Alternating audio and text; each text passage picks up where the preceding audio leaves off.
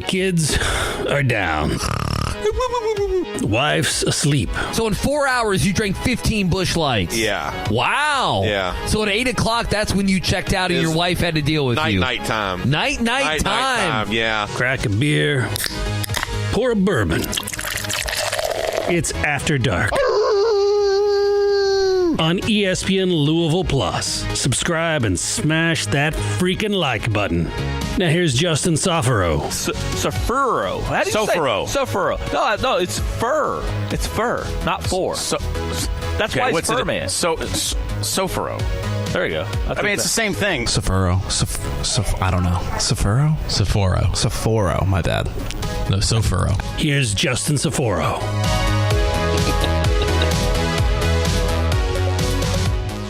That was for you, Andy. I did that just for you. just so everybody was clear that this was the Justin Soforo Network and the Justin whatever you called it. Welcome in to After Dark on ESPN Louisville Plus. Blank messed your name up literally on Friday. No, Blank yeah, messed your name up on Friday.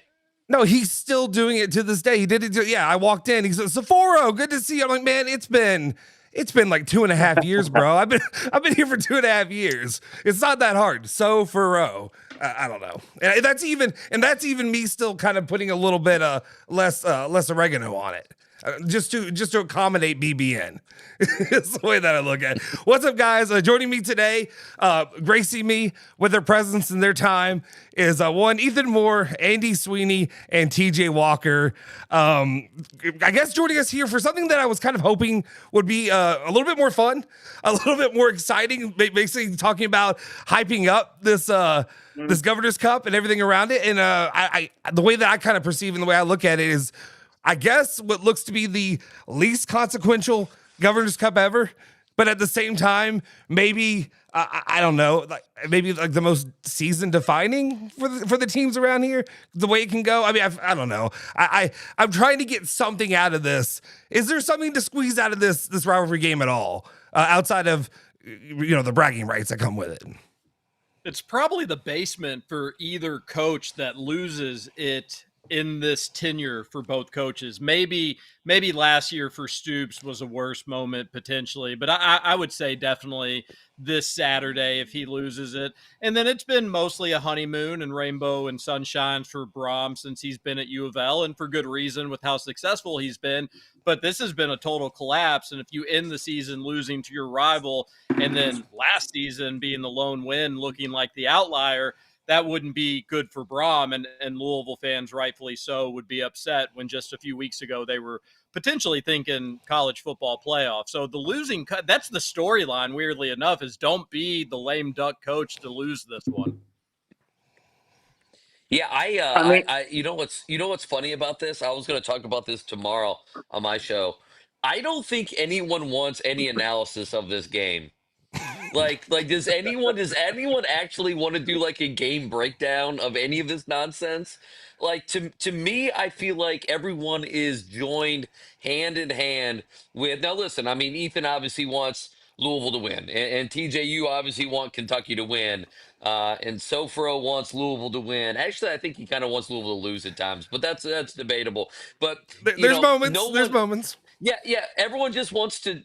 Just to like drink bourbon in a parking lot, or be at home and do whatever you do. Like, to me, yeah, you want to win the game, but there's not, and this goes back to what you said, Soforo, is you mentioned it. It's interesting how you introed it, and I didn't know how you were going to, it's a game that means nothing, but it also means a lot.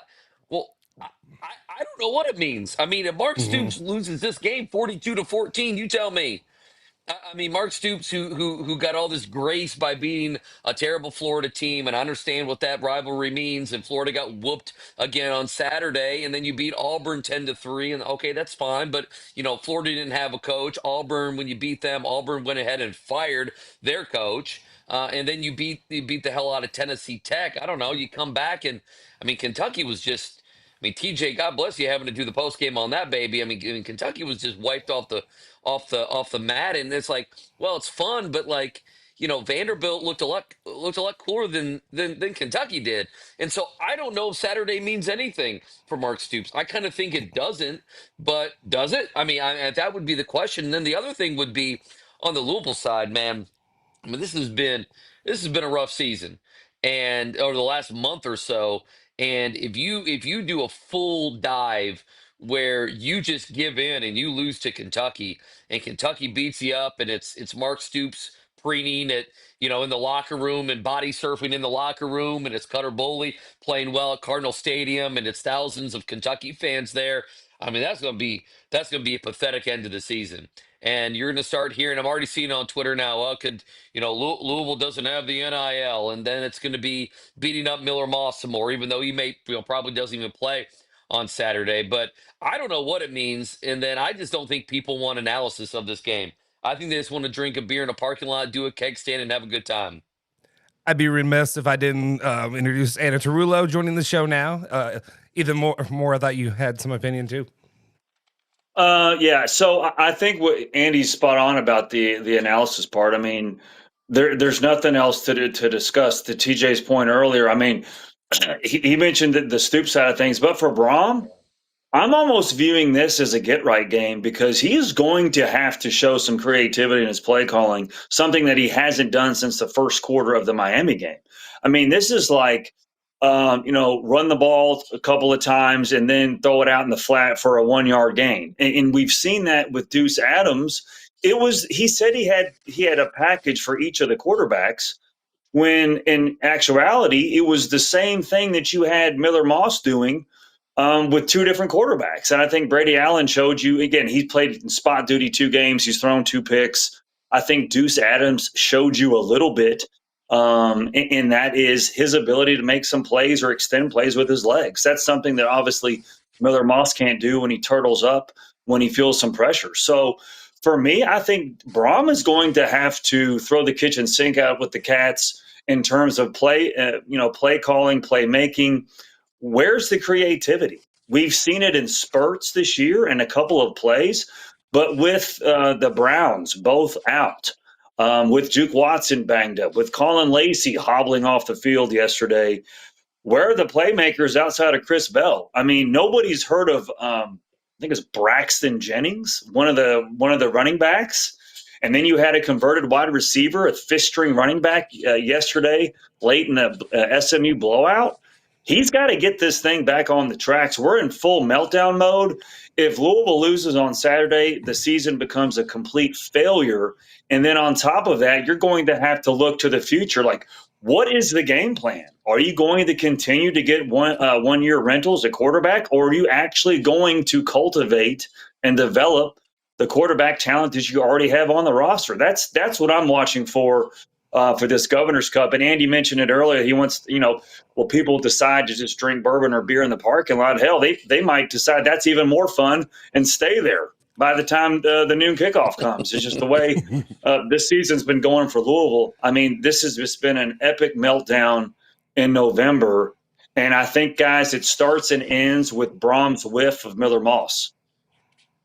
Yeah, one of my biggest issues, and Andy you might be right with, if Andy has his way in the tailgate, we might. It might be better to be outside than inside of Papa John's Cardinal Stadium. One of my biggest issues, especially in last offseason, was immediately he strikes and gets Miller Moss, and it was like, okay, it made sense. He ran it up on you when you played him with bum ass Jack Plummer, but at the same time, I waited for weeks being like, okay, can we just get a second guy? Just like a second quarterback. And I don't know if all the funds just went for the defense and trying to make them better, because we know how horrible the defense was last year, but that guy never came. And then especially when you're seeing the play of the guys that Louisville has, I don't know what the kind of thinking was. I feel like this is going to come up, so I feel like I'm going to go ahead and get like this out of the way, because I think TJ mentioned it on your all's post-game show with Kentucky when you talked about Louisville a little bit, about Jeff Brohm and what the kind of consternation may be there. And like, will people ever, I saw one guy on Twitter calling for his job. Nobody seriously is going to call for his job. But at the same time, like, especially for me as a Louisville fan, like, yes, I'm going to be honest. Jeff Brohm gets a lot longer of a leash. Anna, you and I were talking about this the other day as well. He's going to get a longer leash with me no matter what. That's obviously true. It's going to take a lot for me to be like, I want this guy fired. Like, especially right now, because the way I've seen it as back in 06, 07 was when that was the peak for me as a fan. That was, you had a chance to win a national title, and unfortunately, like two issues caused you basically not to play for it. Maybe the computer systems wouldn't have let him in. I don't know. But at the same time, the couple of highs you've had they've been great. That's fine. But the lows have been so damn low. Like, we're talking about, like, I can't watch this football. Like Steve Cragthorpe, Scott Satterfield kind of football. I'll take 7, 8 wins a season with Jeff Brohm. It's a loser ass mentality to have. And I would love it, especially if we want to talk about the idea of Louisville football being, on the collision course, even though the Miami thing of Miami having, that entire thing told to them too, it hurt my heart a little bit, knowing that it was all a lie. Everything with the relationship was a lie. But at the same time, this is I don't know how else to say it. I'm okay with above mid. I'm okay with above mid, but I got to know that there's opportunities for those, playoff seasons to happen. And right now I'm starting to worry. I'm starting to get a little nervous that, we talk about like Chris Mack, and we talk about certain guys that look at, like, Chris Mack did great. And obviously we're going to basketball, but early in the season he did great. But then by the time the end of the season, it kind of felt like it was going to fall off. The wheels were going to fall off at some point. And part of me, like, last year, PK's won me back. I'm a homer now with PK, and I love him and all that. But there was the falling off at the end, and just, losing and getting kind of embarrassed by Creighton there. That part bothered me. So I'm a little bit worried. Is that what Jeff Brohm's always going to be? Is it always going to be, great starts? The end of the season is just going to be, a complete collapse, and then we're just gonna, kind of. I don't know. I don't know, Justin. It's going to be in that order. But I mean, what have we seen constantly with Brohm? I mean, I think he's a very good coach. You're going to win you're going to win a big game or two. But I think historically, if you see that, I mean, he's losing games to teams he shouldn't lose to. And I think that's just been the fascinating aspect of this with Louisville football fans. Like, what is your expectation? Are you happy and content with 9-win seasons, which historically you should be? I mean, you can make the argument if Louisville wins the last 2 games of the year, they're 9-4. You look back on it in a couple years down the road, you're 9-4. That was a good year. With all the disappointment now, in the full context, it's still a disappointing season with what you had before you. But I mean, I'm not, as a Louisville football fan, I'm not expecting us to make the playoff year in and year out. It's just not reasonable.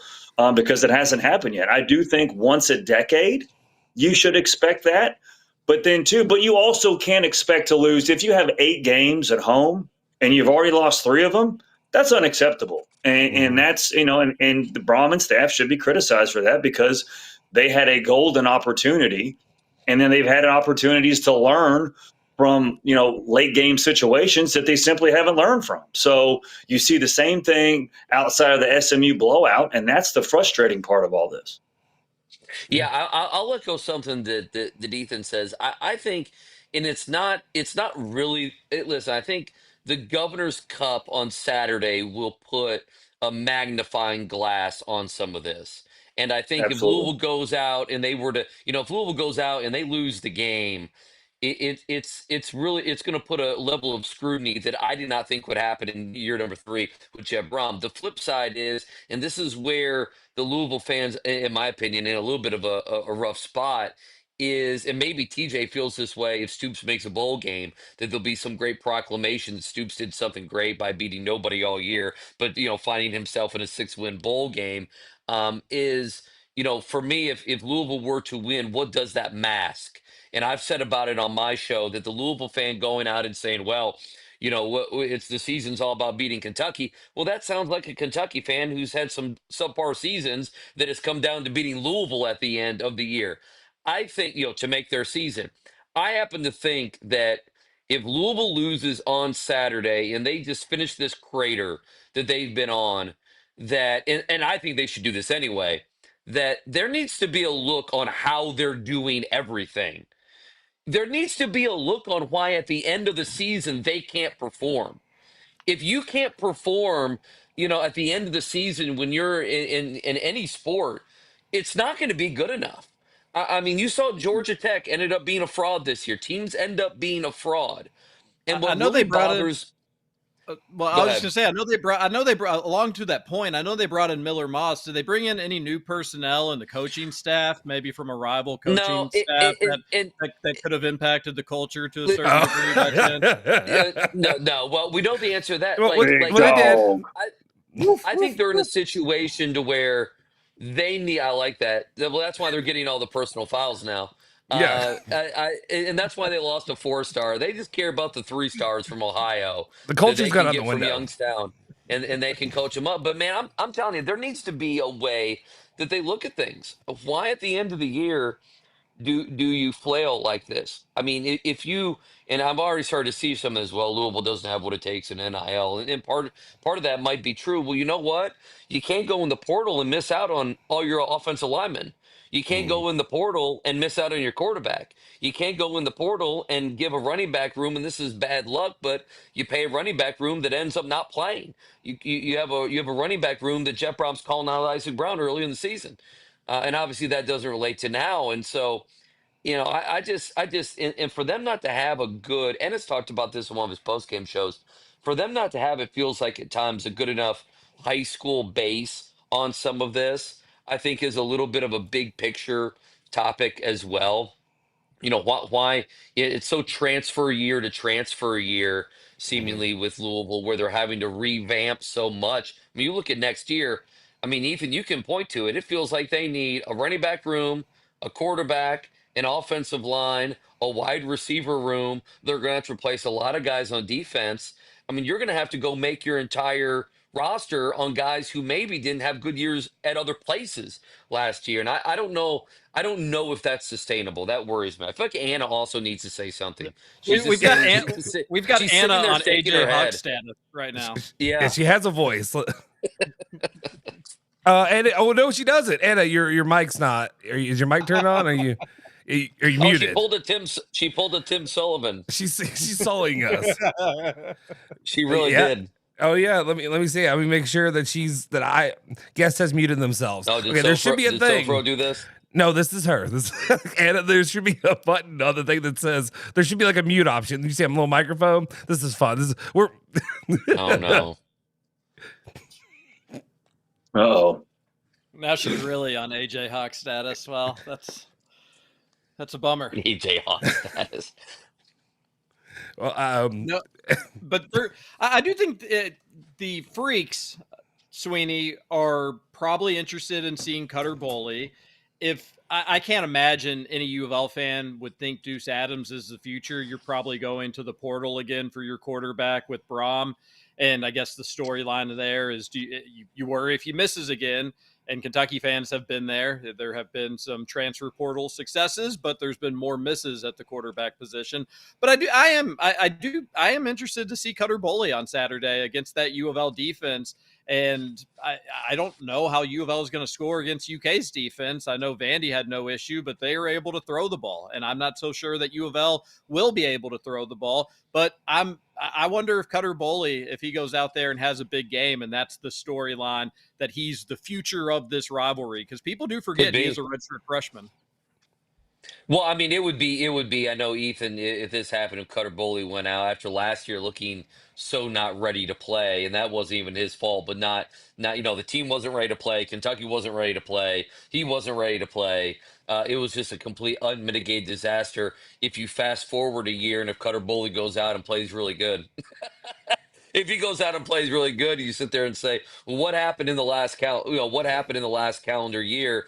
And if Louisville doesn't go out and get somebody, it would be funny to have the conversation that Bush Hamden and Mark Stoops have developed over the year a quarterback, whereas Jeff Brohm has not been able to do so. I want to go back to something Ethan said. It feels like watching Brohm that this offense is so not him, and that it feels like he doesn't even want to take a shot down the field. No. You know what I'm saying? Like it felt like, Yeah. I mean, there are plays where, like, I'll give you an example. Kentucky's terrible. Zach Calzada has to come into the game. What's the first thing they did, TJ? They threw the ball. They threw a deep pass. A nice little That flea actually flicker, wasn't. no less. Yeah, And it was a I mean, solid throw. Hester needed to get to it. Yeah, good call. I mean, it feels like everything that, I mean, he just trusts nothing so much, and it's his fault that, I mean, Deuce comes in and everything's a short little pass here, a short little pass there. I don't know. Let him throw the ball 55 yards down the field. I mean, what are you But doing? Sweeney, that's Throw the been ball. the major issue though going forward. It's just like SMU's pass defense was in the 130s. Clemson was, I think, at 100. I know Kentucky's is not very good, but like if you don't have that threat or you don't at least call the plays for that to happen, then you can't even like throw up the 50-50 ball. Chris Bell is your only healthy receiver. Go have him make a play or at least attempt it. But like the game plan is out. Clemson sat on that. Cal sat on those little out routes. If they don't move the chains anyways. And if that's only exacerbated if the running backs aren't healthy. So that's been the frustrating aspect for Louisville fans, especially this month of November, is just been the play calling. And you have to get into your bag. You have to throw the kitchen sink out when you have so many injuries and when you have a quarterback that's not very good. Like they had that beautiful play for the touchdown with Colin Lacey had the end around through the touchdown to Nate Kariski. That was a beautiful drawn up play. Where was that? We needed that same creativity against SMU, and it came out to be a dud. I think Deuce Adams did have two really good throws. I think it was maybe 25, 30 yards, put it right in between the corner and the safety twice. Then we stalled at the 10-yard line. But then Brohm brings in Brady Allen, who goes back 3 yards. And then there's any momentum that you had, and it was very little, but any momentum you had was now it evaporated before the half. And then where was the Brohm to call a timeout to get the ball back with 50 seconds or so to go in that first half against SMU? He didn't. He let the clock run out, did the same thing against Clemson. So he is telegraphing and showing that he doesn't have the confidence in his quarterbacks. At this point, since there's not really anything to play for outside of pride and to retain the Governor's Cup, get aggressive, be creative, throw the damn ball down the field and see what happens. But if you continue to do the same thing, then I don't see how Louisville wins this game. And that would be unheard of for me to say just like 4 weeks ago.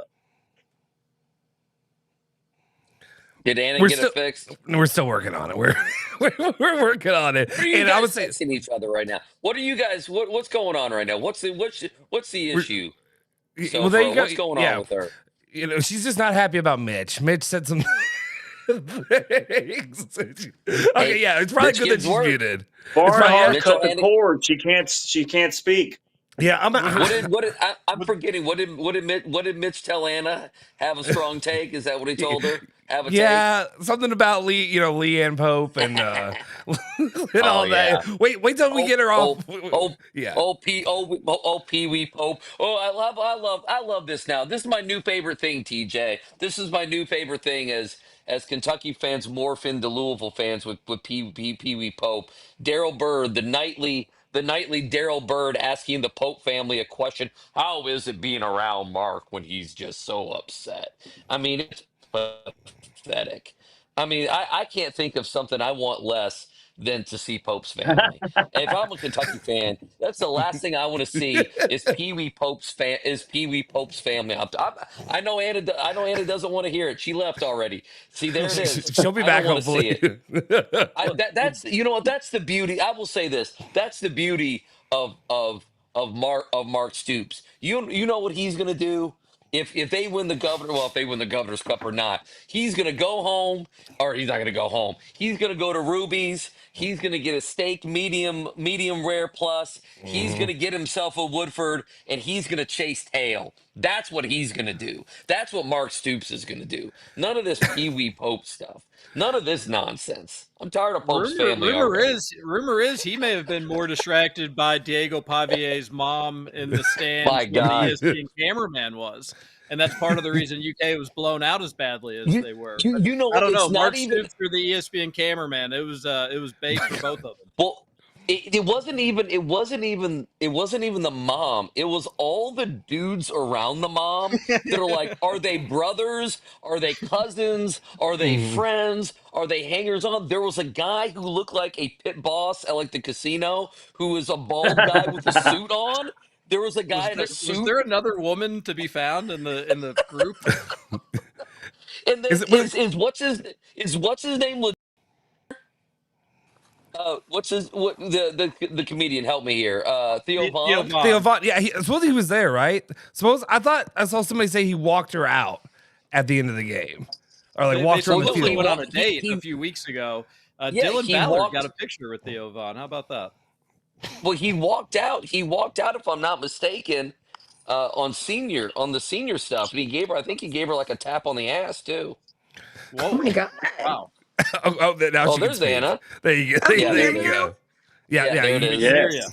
You guys, I was trying to speak like 4 times earlier, and I was like, maybe this is just a tough crowd. Maybe I have to really get in there and throw an elbow. I was like, okay. I tried to speak at like 3 different interjections, so I'm glad to know it was the microphone and it wasn't this tough to get a word in. But yeah, sorry. I think it's your computer settings, but we don't have enough time to break that down for you right now. Do you guys want to see a live? You guys want to see a live look at Nick right now? Here, Nick Valvano. Let's see if I can get a good. There he is. There he is cuddling a cat. You didn't send him the link? I thought you were going to send him the link. He said, because I wasn't going to include him in the group because I know what's going to happen. I know he's not coming out here. But no, we're at the very end. That's that's fair. All right. Let me read a couple of chats. Well, actually, no. First, before the chats, Anna, you haven't been able to speak. Give us whatever take you want to give, especially given some of the stuff you've heard and you haven't been able to respond to. Just with the Brohm stuff, really, I think my point was I'm surprised how long of a leash he still has. How long does that last? I think part of what's attractive about him is that he can win a big game at any moment. So I think that gives you a longer leash, right? He's at least winning some of the games he's supposed to win and winning some that maybe people wouldn't expect. But I'm surprised, like you said, there's like one guy calling for his job on Twitter. I'm surprised we're not seeing more of that. And when does like the quarterback stuff, when does that really start to fall back on him, not having good guys in that position?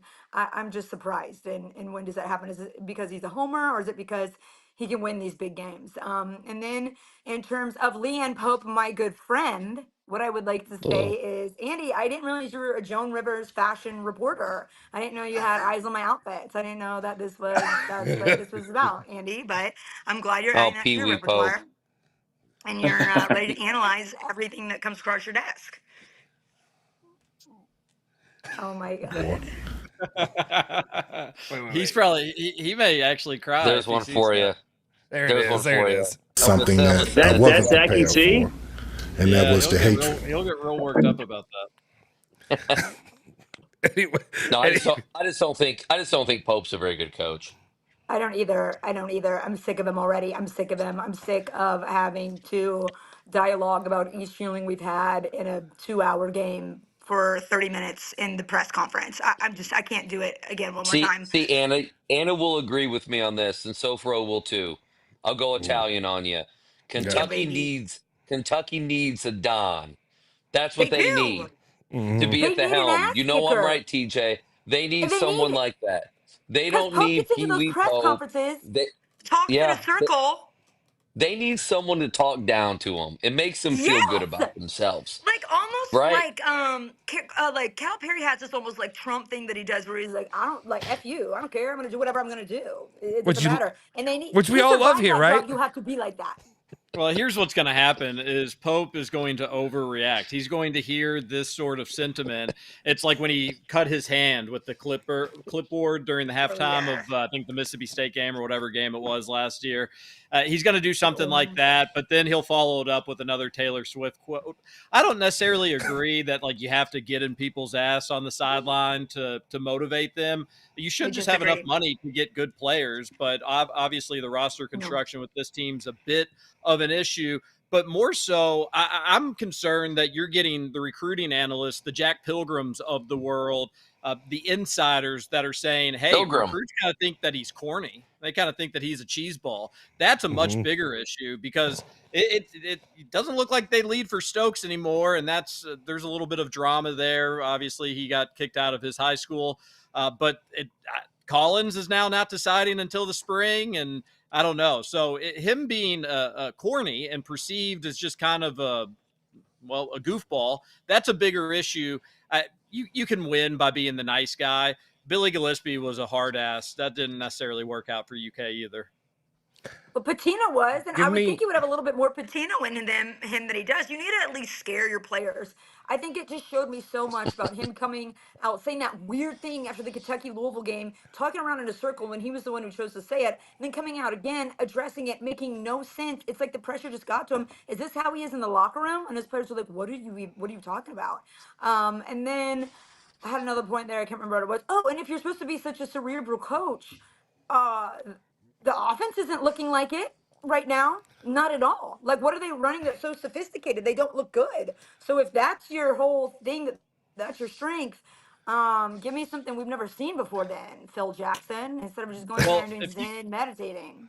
If UK could just play garbage teams every night, it would be a hell of a season. But the issue is when you play a team with a pulse so far. So I do think they'll get better, and obviously they'll get better.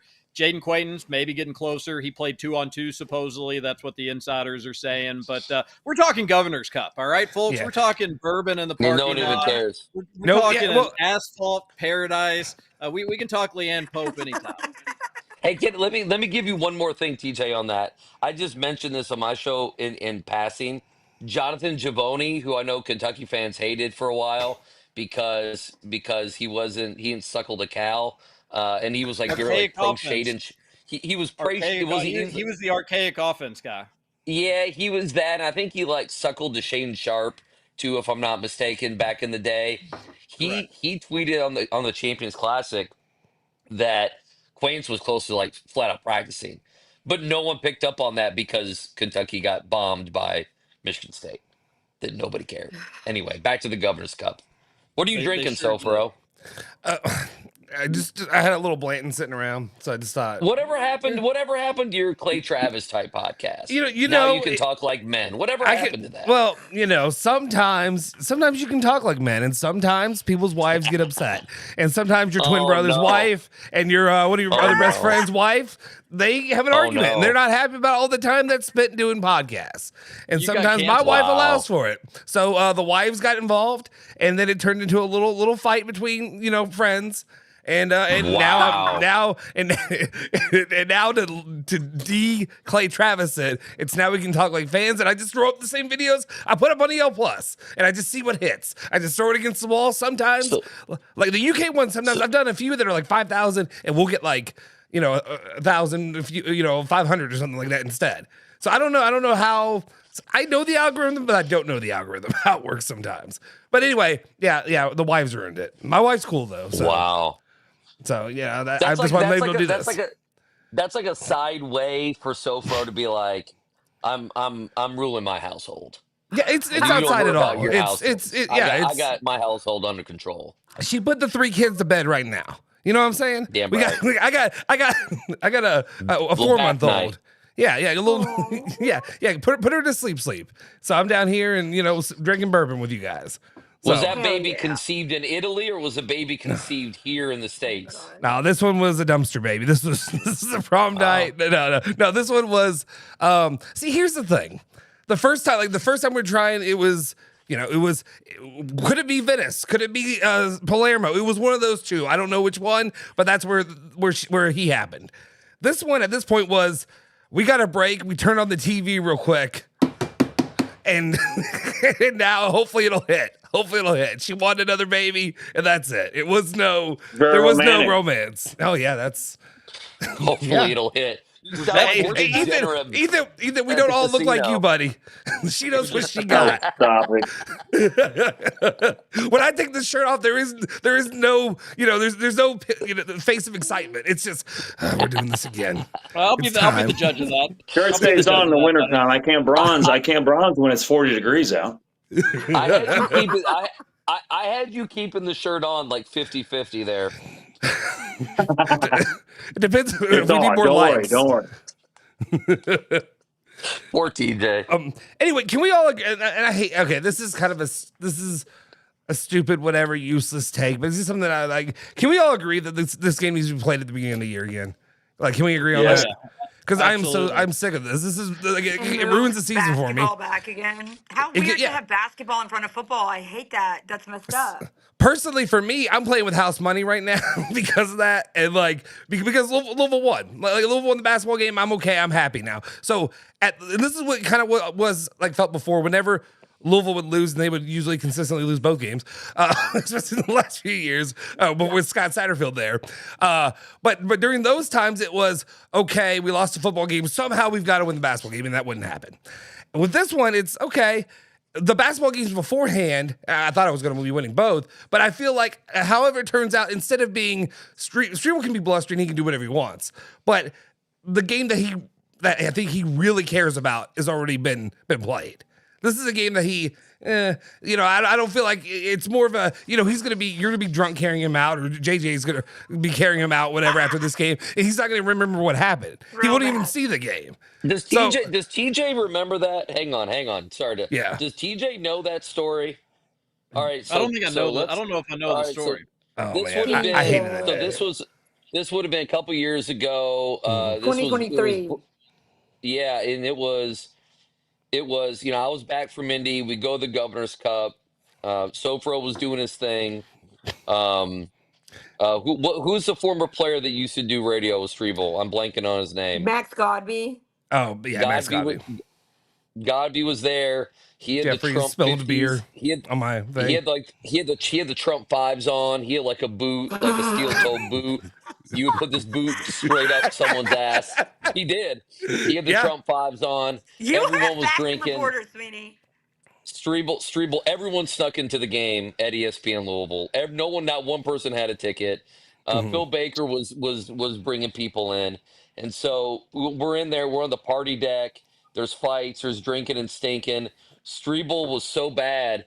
His sign off on the air, TJ, was, and if I could find, so for the sound, I think is still in there. It's in there, His sign off was, "This is AM 680," and then like Jeffries and Entz pulled him off the air, and I guess Jeffries drove him home. He dropped a bleep you Jeff Brohm, right? He called Jeff Brohm a B. Yeah, or he can say it on here. He had to be carried like a baby, like a baby, one of Soforo's babies, out of the stadium down all those big steps. All the steps he had to be carried down. So that's the last time the Governor's Cup was. That's a big baby.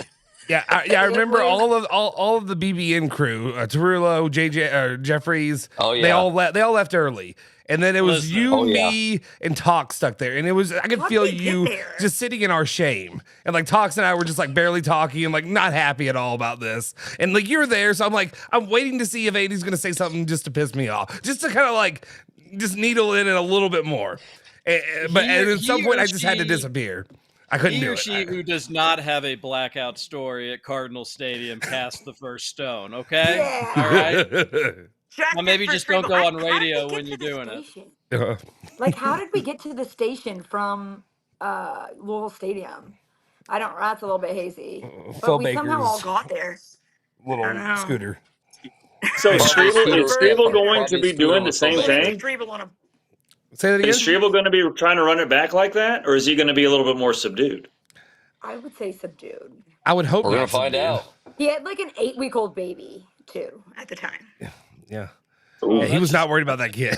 He was not worried about that kid at all.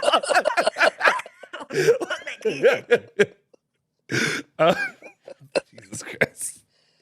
Just throwing L's down at everybody. I'm trying to find pictures from that day right now. I'm going to have to go back and try to. Now I'm interested in it. He texted me like 3 hours before the game and was like, "Are you here yet?" And I was like, "I'm not even really awake. I'm not even done getting ready yet." And by the time I got there, I don't think he was remembering anything.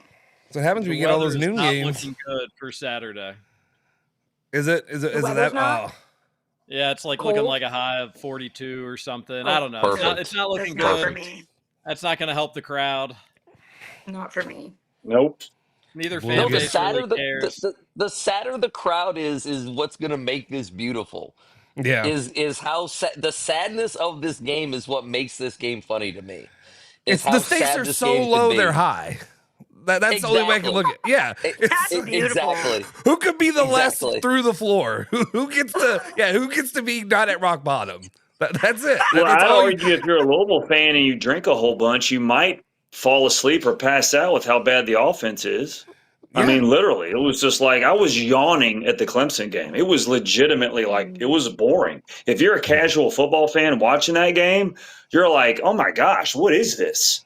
It was ridiculous. It's the same thing.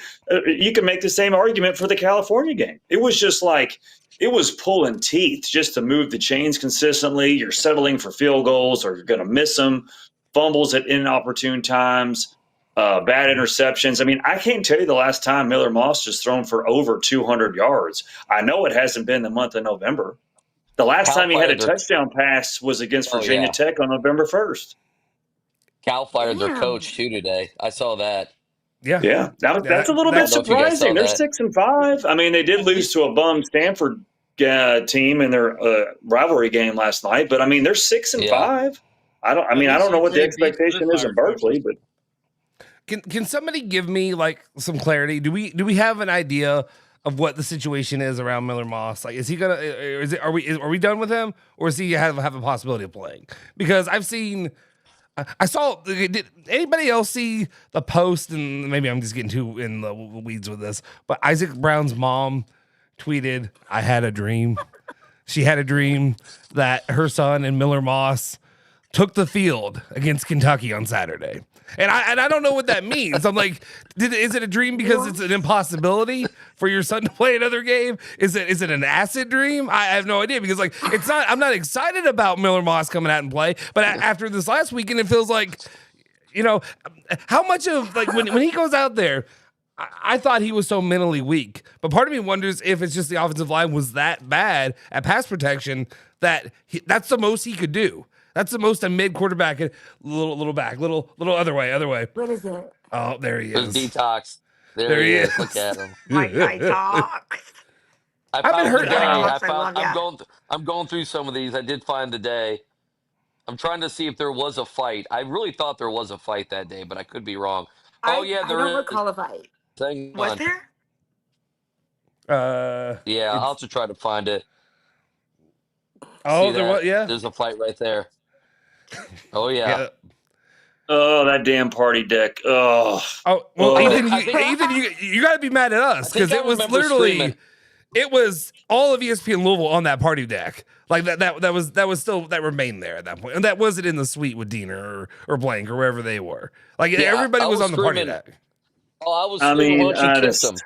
Why don't you kiss him? I just want to be in my seats for that one. I can't socialize. For no matter what the game is, I want to be in my seat watching the game. Mm-hmm. The times that I've ventured up there, even at halftime, it's just like I get claustrophobic. There's so many people here. They're drunk. Stumbling over each other. I'm just like, there's a game going on here, ladies and gentlemen. Don't you care? And obviously, most of them don't. What do we got there? Yep. That's Jason Entz. He's got the cat under the hoodie. Oh my God. He's just carrying it around there, keeping him warm. But Soforo, for your question about Moss and Isaac Brown, I think both are 50-50. I don't think, and this is just my gut telling me this, I think there's a possibility that I think Isaac's going to do everything he can to play, and I don't think we've seen the last of Miller Moss. I mean, I really don't. I mean, I would be for starting Deuce Adams because he has that dual threat, at least the potential for that to extend plays. Whereas, I'm after the Cal game, I was over Moss. I was patient enough with him. Thanks for your time, dude. See ya. I'm not, but I do think it's a coin flip if both of those guys will play. At this point, if he can be just slightly below serviceable, which is what he is, like at his peak, I feel like. I don't know because nothing I've seen from the other guys so far feels like they'll give me a chance to win. So, but in the month of November, he hasn't given you anything either. I mean, we still lost. Yeah. You know what I mean? So it's like, but not I just have zero confidence. I mean, embarrassing, not by the final score. Embarrassing, just embarrassing by his play. Right. Yeah. That's where we The are. decision making of a fifth year, 23-year-old senior. I mean, it looks like he's a Pop Warner. He has Pop Warner level pocket presence.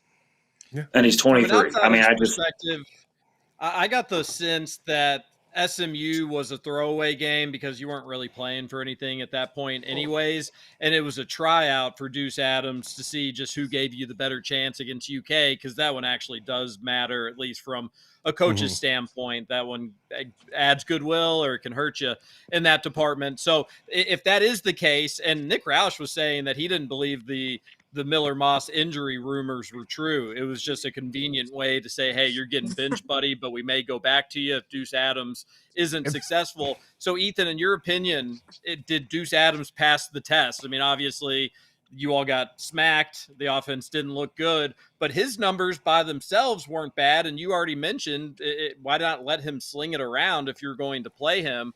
So that was my takeaway was, all right, they're going to let Deuce Adams just see if he gives U of L a better chance to win. And I'm not so sure that he does. To beat UK, you have to be able to throw the ball. You can't just be one-dimensional in the run. They can shut that down. But if you can throw over the top of their secondary, you can beat them. And I feel like still, even though he's inconsistent, Miller Moss gives you a better chance to do that. I mean, it all comes back to the most frustrating aspect for me and for most Louisville fans is just the play calling. Like, he's scheming around Moss and he schemed around Deuce Adams instead of scheming for them. Like, so we don't know just how good Deuce Adams could be throwing the ball down the field, because he only attempted like 2 passes with that. And the same thing with Moss. He gets so nervous and happy feet any longer than 3 seconds in the pocket. So for me, I don't know if Deuce Adams, I don't think he passed the test, but I would certainly give him some run on Saturday. I don't think he did anything to be like, oh man, we can't put him back out there again. Quite the opposite. Again, when the pocket broke down on Saturday against SMU, he at least, extended the play, and he didn't look panicked. I honestly felt that he showed more poise in the first couple series in that first quarter than Miller Moss has shown all year. And again, the bar is low, don't get me wrong, but like at this point of the season, when all you have to play for is like bragging rights and keeping the Governor's Cup, he needs to get extended snaps, in my opinion. But something tells me that Brohm's just going to go back to Moss, just because that's what he does with the seasoned veteran. That's the guy that he brought in. Come hell or high water, I think we're going to see more of Moss on Saturday. I'm not even like super upset about that though at this point. Like, it's just whatever. Just let's get to the end of the season. Unfortunately, and the problem too is, especially with like the expansion of the playoff, like bowl games have always been kind of meaningless, and there's been little fun parts. Like I remember when Charlie Strong got us back to the Beef O'Brady's Bowl. Like I was excited about that because of where where the program was. But at this point, I don't care about any bowl games, which is bullshitty elitist for somebody, a program who's never made it to the playoff. But at this point, I don't care unless you're in the playoff. Like, especially when you're going to expand it to this many teams, it doesn't matter. Like, I don't care. Guys they're not going to play anyway. So at this point, that's it. That's all I've got to play for. So I don't know.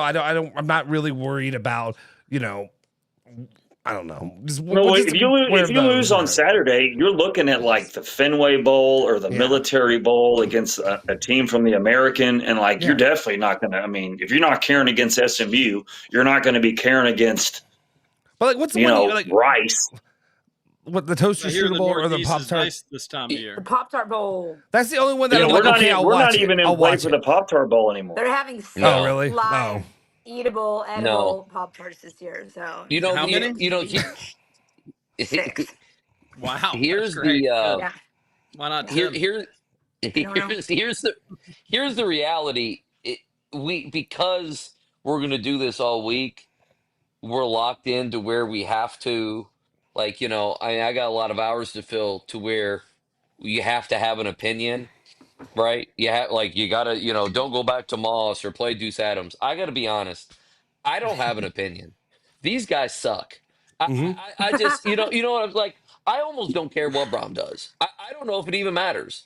Like, I don't know if part of me is if you put Moss in there and you fail, he ignites and is the poster boy for everything wrong with this season.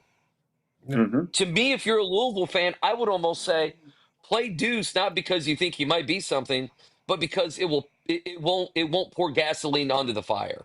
Yeah, it gives you more That's room almost for the way blame for him. Yeah. Yeah, I But mean, but I there don't might care be about playing for developing of a player at all. Like no, it's no. either I'm either not. to win the Just rivalry take the game or not. pressure off. Whatever No, gives you the best chance. I'm saying that I don't have a firm opinion Mm-hmm. that one of these guys has a better chance to beat Kentucky than the other.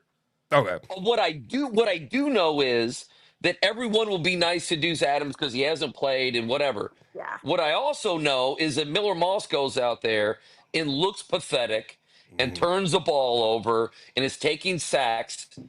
You know how that stadium's going to react.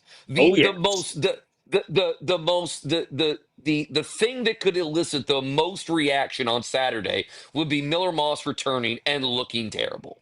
And looking Yeah. terrible and looking all the things so further you said 20 minutes ago, all those things. Yeah. As far as who gives you the better chance to win, well, I mean, Deuce has played one game, and so I don't have a good lookout for him. But he wasn't anything special. It's fourth quarter, and he didn't have 100 yards passing in the game.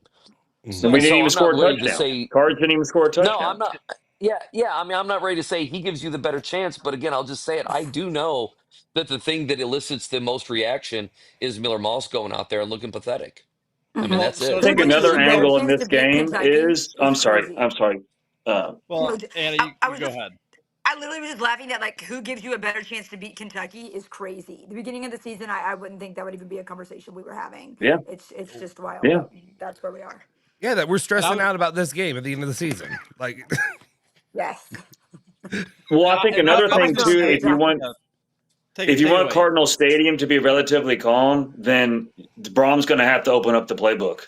It cannot be the same dink and duck little pass out into the flat for a 1 yard loss or running the ball up the middle for the first two down. Like this whole entire season, his play calling has been awful outside of the first quarter of the Miami game and maybe a couple of plays. And so whoever the quarterback is, I'm with y'all. Like it doesn't matter. It hasn't proven to be, but like, dude, you're going to have to get creative and you're going to have to be innovative, or it will get ugly. So as much as you all don't care about the U of L quarterback situation, which I can totally understand, we have a similar don't care situation in UK land, and that is bowl eligibility for the most part. If they get to 6 wins and you get to see Cutter play another game, because he is fun to watch, he keeps plays alive. I don't think he's throwing to the best talent in all the world. So he is an intriguing prospect, and keeping him is going to be a priority for UK. But getting to a meaningless bowl in the same fashion, you all don't care about a meaningless bowl. UK's in the same boat. But where I'm interested is, does 6 wins is a guarantee Stoops is back. 5 and 7 with 2 losses to rivals to a certain degree. Vanderbilt's a conference rival. You used to always think you were going to beat them. You just lost by 1,000,000 points to them. And then losing to your rival Louisville for a second year. That's not going to be good enough for me. I've wanted this guy gone most of this season. I really wanted him gone last year after Louisville beat that ass. I'm not going to be able to take another one. That's not going to change my opinion. But you are having it seemingly the UK insiders and the reporters saying like, all right, Stoops is probably back. We probably just need to accept that he's back. I'm not at that point. So that's really the only storyline that comes out of this for me. you still on have Saturday. belief that there's a chance he could go still, like of his own choosing, or like of UK moving on from him? I can see UK moving on, maybe a negotiated settlement. I think that's very much on the table at 5 and 7 with no meaningful wins on the year. Well, you beat Florida and Auburn. Their coaches were fired or on their way out. They stunk. But then who are you going to get with all the turmoil I feel in like the this coaching round is so bad. They should have got rid of him a year ago. That was the time to do it. This year it's too tough. So I agree with you, TJ, though. I mean, For me, it's less about what will the athletic department do because I think he's going to he's going to be back. There's no way around that. But I can't take the buy-in from all the fans again. So he gets bowl eligible, and now I have to deal with the rah shit again. We have to deal with how could you disrespect this great coach and Nick Saban Jr. who got us to another bowl game without any expectations? Like, miss me with it. That's He's the part I cannot motivated, stand. Trullo. God, I hate it. Anything to give him that little bit for fans to believe in him pisses me off. I don't want it. I don't want it. But if they go, I feel if they like go he did 6 hit and rock 6, bottom this year. So if it's 6 wins, I don't want Stoops back under any circumstance. But at 6 wins, when they complained about how hard the schedule was, literally all summer when Barnhart did his annual press conference, he only does one a year, and the first thing he said was, "Oh, it's such a tough schedule. I can't believe how tough the schedule is." So 6 wins, while I wouldn't want him back at that point, whatever, I guess he'd earn it, even though U of L would be the most impressive win on the season. And U of L is a flailing team that does it. That's kind of given up on the season, as we're hearing here this evening. They still want to beat UK, and I understand that, and I want UK to beat U of L. But if they go 5-7, that is not. I'm going to be. There's no way to sell 2026, and the only way to do it is with Cutter Boley returning, and that seems to be somewhat debatable if he'd want to play for Stoops again. UK is replacing 4 offensive linemen that they're going to have to go get out in the transfer portal. So if you're coming back and you're saying, all right, Stoops is coming back, Boley may or may not be coming back, we have to replace the entire offensive line. Hey, good luck. You're not selling a single season ticket for next year. You can't afford to bring Stoops back at that juncture at 5-7, 6-6, whatever. I can understand, even if that's not my priority. But I hate that the sentiment of the fan base is like, all right, whatever. He's probably just back. I haven't come to grips with that. Well, and it's built on TJ. What kills me is it's built on nothing. I mean, we did this entire offseason on how 5-7 wasn't good enough, and now everyone's saying similar things. And it was a win. And I know beating Florida still does mean something in some way. Like, I get it. I mean, that's a garbage Auburn team. In the end, it's a garbage Florida team, and you had a chance to kind of like put a stamp on being a little bit more legit against Vanderbilt, and you got run off the field. I mean, it wasn't like that game. I thought it'd be a They've close got an game. almost Heisman contender No, quarterback. I don't think it's listen. the same. I get it, but I mean that's kind of my point. Is 5-7 is now seemingly good enough, where it wasn't good enough before the year. It wasn't going to be good enough before this winning streak, and the winning streak is built on nothing. The winning streak is built on nothing. It's built on three whatever teams. It's the juice, not the sauce. Yeah, and that line got down to my 7.5 on Saturday. Vegas thought that was going to be a close game, and Mandy made sure by halftime that nothing to worry about. Let's show Diego Pavier's mother another 36 times. God. Thank you for letting me make that reel. That reel was I was really happy with that one. I think, and I don't know, and like the Governor's Cup doesn't really have, like, to me, the minute the Governor's Cup ends and whoever wins gets their celebration. And God, if you guys want to fight on Twitter, God bless you, both of you, all of you. If you guys want to go on there and battle about the game, that's fine. But to me, both these teams are in a really rough spot. They're in an interesting spot. Louisville's going to have to rebuild their roster. Louisville's going to have to dedicate more to football NIL. Louisville is going to really have the pressure of not missing on a quarterback.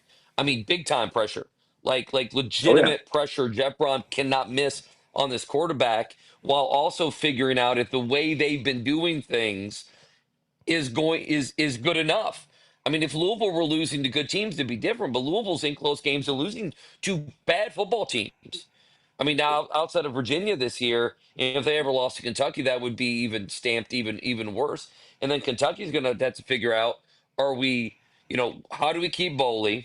And then are we going to, if we go 5-7, Mark Stoops is going to have to let someone go. Is Bush Hampton probably? Okay, well, that's fine. Please, so who God. wants to be Mark? Please, God. Who wants to be Mark Stoops' offensive coordinator? Y'all tell me. Nobody. And especially if you don't know if he's got great. Still signing up. If he's got great security there, who wants to be his OC. So you're going to have to figure out Stoops, Boley, the offensive coordinator, while building a roster. In the middle of that is all the Mitch Barnhart stuff. How much longer does he have? Does he have a year left? Does he have to the new fiscal year? Does he have a year and a half, 2 years left? Should he? And I don't believe he should be. Making the decision. Yeah. If you're bringing someone from within, what's that relationship? He shouldn't be saddling the university with a massive buyout. James Franklin could do a buyout because a lot of James Franklin was offsetting language. If James Franklin went and got a job, it was offsetting language. Mark Stoops, I don't think has that. TJ, No, I'm pretty sure and it's owed to I'm him pretty sure he immediately, doesn't. y'all. It's owed to him So immediately. Like there's not like a Yeah. 30-day whatever. It's owed to him And so it's immediately. nice. Well, he'll do a buyout, but that's still going to be a chunk of change. Even if you kind of met in the middle, which I think is just complete insanity to think that he would ever do that. I don't know why he would ever do that. James Franklin knew he'd be able to leave and go get another job where he's making $7 million a year plus. Mark Stoops doesn't have that security. Well, I think If Mark Stoops has gone from Kentucky, are we for sure his next job is head coach at a Power no, Five I mean, I school? think I'm he not could go willing to like the say Gus that. Malzahn route. Like he could go be a DC somewhere. So like, how much Could of be. his reputation does he want to salvage to be able to go do that? Like, how bad does it have to get? But this year kind of offset it. But what you said earlier, TJ, was a loss to Louisville. I mean, that comes down last season, and if it happens again this season, it comes down even harder on Mark Stoops. But I don't feel like the same heat is for Jeff Brohm. Like if there's a loss to Kentucky, I feel like there's all these other things. We've got to get the quarterback right. It's this, it's that. There were injuries. But I'm just curious why that's not coming down on Braum more. Why the fan base isn't more focused on that. One thing that's And going is to be that difficult to fair? Anna, swallow. you mentioned this I mean, earlier. it's a great If question. Louisville loses Saturday, you're going to see the heat ratcheted up You because think? with each week you saw a level that I hadn't seen before after Cal. Then it escalated after Clemson, especially in the manner in which they lost. And then last night or yesterday, it reached another fever pitch because, at least as frustrating as the losses to Cal and Clemson were, they were competitive overtime, late fourth quarter. This one, this bad boy was over with before it started, and you have seen it ratcheted up big time. And if you lose to your arch rival to cap off a 4-game losing streak after being number 15 in the college football playoff, right? There's going to be some serious pressure in year 4, and that was something that nobody could have envisioned 3 years ago. Well, not only that, but how do you walk 3 away? weeks ago. You walk away from this game, and then Jeff Brohm he's lost 2 out of 3 to UK. Like, and that's not what you signed up. That's one of the, it's not like, I do think it is a big part of why you hired him, because you expected him being from the Agreed. Bobby, I hate agree. to say Bobby Petrino coaching tree, but Sure. and again, him beating Indiana at Purdue wasn't this Indiana, so whatever. But he handled his rival there, so we expected him to be able to handle Kentucky and Mark Stoops. And if he can't do it, I don't know. I don't know how long until. If you don't win the Governor's Cup, you get fired in this rivalry. That's how it works. Yeah. If you don't win the Governor's Cup, you get fired. That's why a big reason why Satterfield was gone. His record wasn't great, but it wasn't awful. And who was it? Isaac Brown's mom that tweeted she had a dream. Was that who it was? Yeah, that was Isaac Brown's mom. So Anna, my dream is that Kentucky wins on Saturday. They get the Governor's Cup, and Stoops goes into the press conference and he says, "Listen, you all, it's been a lot of fun. I get it. It's kind of getting a little stale. I'm going to take $20 million and I'm out. And I'm going to part ways. We're going to do this amicably. It's not going to be ugly, and we're going to do this the right way. You all can build a statue. I know that's not going to happen. It's going to be messy. It's going to be ugly. But at 5-7, there's no way to sell them. At 6-6, and Bully comes back, whatever. I don't know if I'm personally going to buy in, but you can at least understand. Hey, you got to a bowl game. You got to a postseason. You're getting your quarterback back. Let's do it one more time for old Stoopsy. Let's get more money from the Crafts. We'll have a good time doing it. But at 5-7, there's no convincing. And if that's how it goes down, that's going to be pretty ugly, I think. As they're saying U of L, it'll get ugly for U of L if they lose to UK, and I do believe that. It'll be very ugly for Mark Stoops if he loses to U of L on Saturday. Can that be part of the negotiated buyout? Can they like it wouldn't surprise me. Like I'd be like, okay, expected, and almost like I'm glad about it because you're trash, Mark Stoops. I think a lot of people just expect like our emotions are so numb. We don't care either way. Like even when they played Texas close, I'm like, I don't care that you lost. I don't care that you lose against Louisville. I don't care. I'm over you. Nothing in you could sell yourself to me anymore. You know, it's over. So I think people have reached that rock bottom. Can that please be part of his buyout? Can it be the Mark Stoops statue has to be on campus and you have to keep it there? That's part of the buyout. I'll cut it down for this much, but you must keep a Mark Stoops statue. Anna will design it. It'll go up there, and then it's a dumpster. But I want old school Mark Stoops. He's got a cigarette in his mouth. I want his eyes are looking down at the midsection region of the. I want late December Mark Stoops, like when the guts back out, not the in shape Mark Stoops before the season starts. I want full on chicken wings and whatever.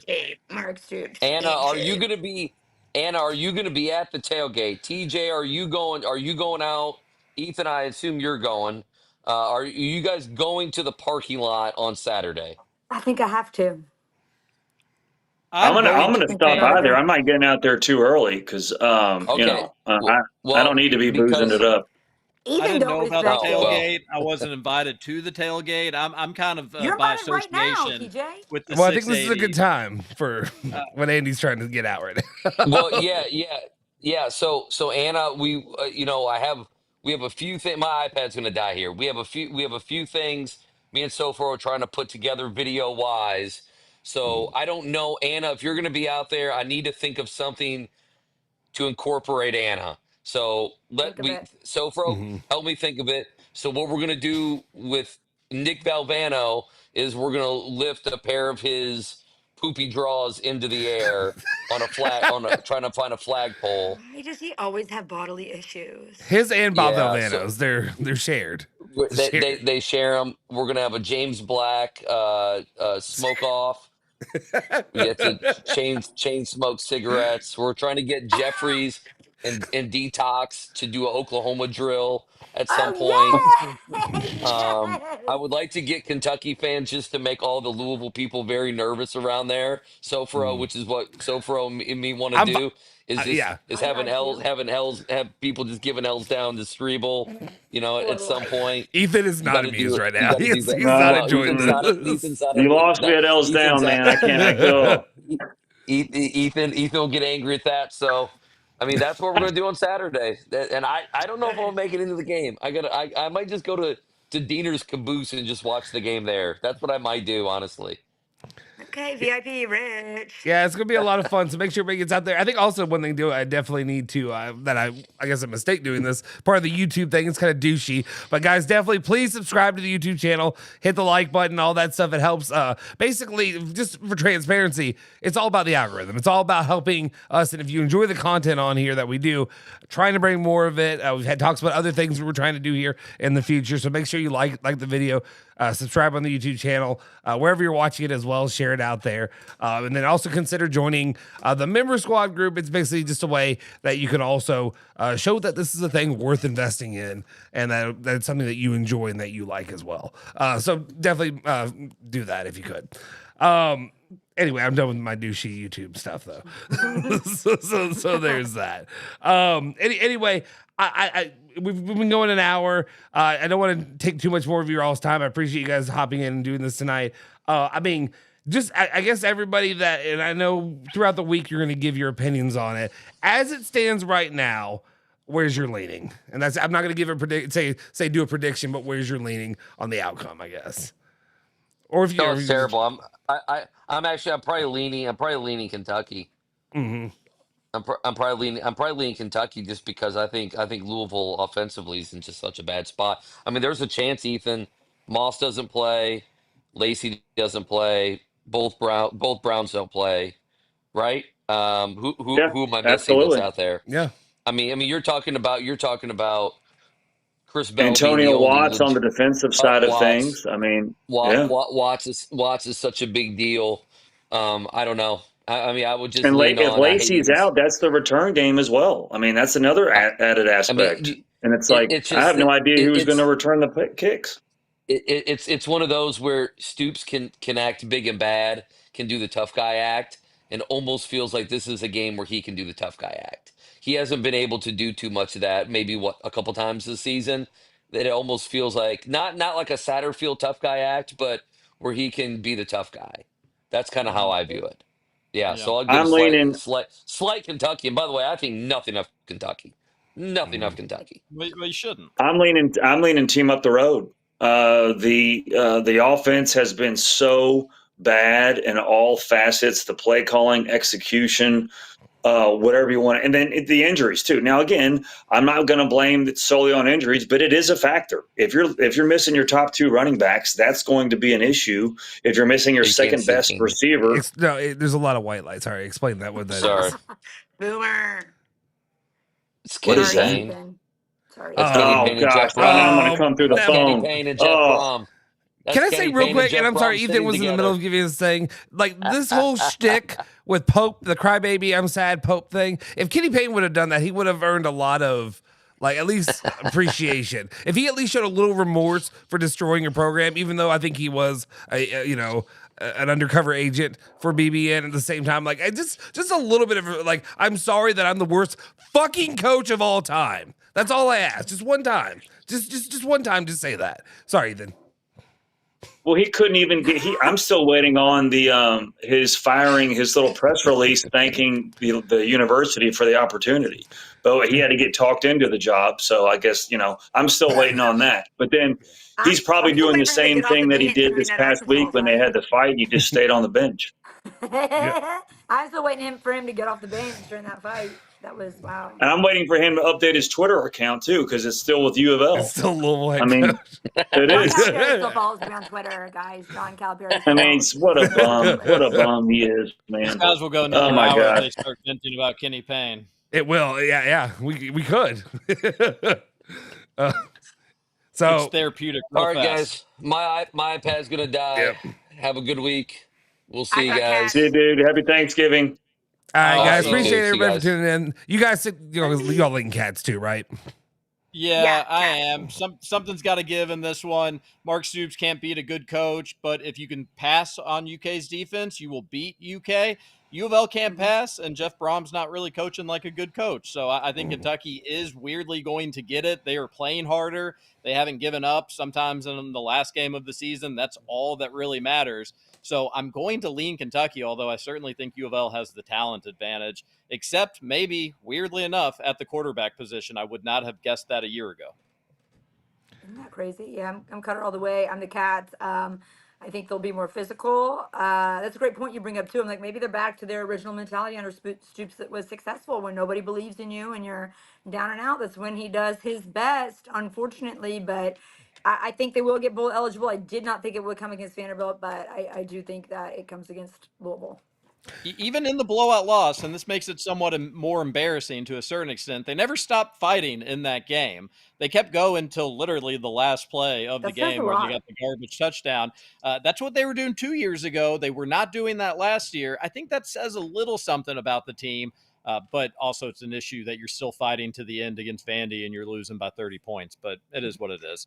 Go Cats, beat U of L. This has been a blast. Thanks for having me. You all have a great Sunday evening. Absolutely. Thanks, guys. Thanks for everybody for tuning in. Like I said, smash like, all that stuff. We'll see. No, don't let her do it. Don't let her do it. We're blocking her out. All right. See you guys. Thanks. See you guys next time. Yeah, have a good week.